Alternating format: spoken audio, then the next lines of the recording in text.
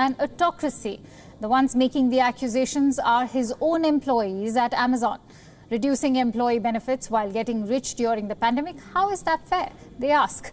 Amazon is fiercely cracking down on workers who ask such questions. To make Jeff Bezos listen to the demands, protesters are banging on his door in New York. Here's more. Over the last 2 months, this New York apartment building has turned into a scene of protest. Amazon Chief Executive Officer Jeff Bezos lives here. Occasionally. It is his own employees who are banging on the door.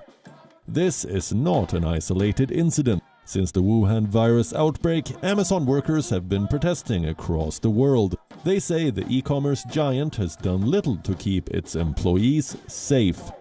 Lack of personal protective equipment, negligent safety guidelines, callous and unrealistic performance standards, and the most demoralizing of all, inadequate compensation.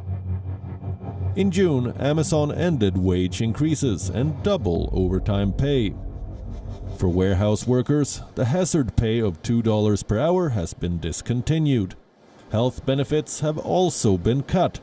There is no dearth of money.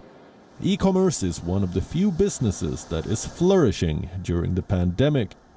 Amazon has posted its biggest profit since its founding nearly 26 years ago, helping Jeff Bezos retain the world's richest tag.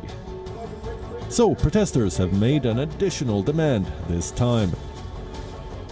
Not to Jeff Bezos, but to legislators.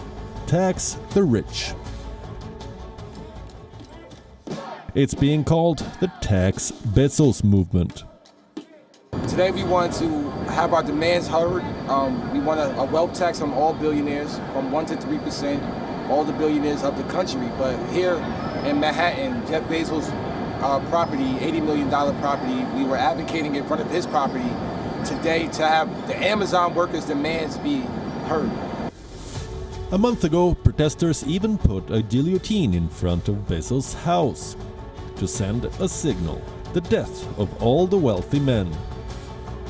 They're taxing me on unemployment. They're taxing me at every corner I get, but you have a man that's a billionaire, and all of them are billionaires, and they're not being taxed. What part of the game is that? Tell me, where the right and wrong is in that? Amazon has not taken these protests lightly. At the Staten Island warehouse, employees walked out over safety concerns. Chris Smalls, who led the protest, was fired. Amazon said Smalls was fired for not maintaining the social distancing norms. Protesters say that is not the reason. Amazon is retaliating against vocal employees to stop them from forming unions. In its defense, the company says it acquired 100 million face masks for its workers in the last quarter. Created jobs by hiring 175,000 people since the virus outbreak, and spent nearly $700 million on employee benefits. But clearly, Amazon has failed to deliver the goods to its own employees.